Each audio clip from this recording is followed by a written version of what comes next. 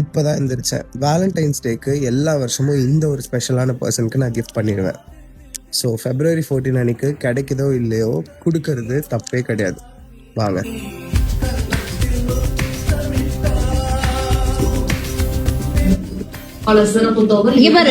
இங்க பாரு என் புள்ள பாரு.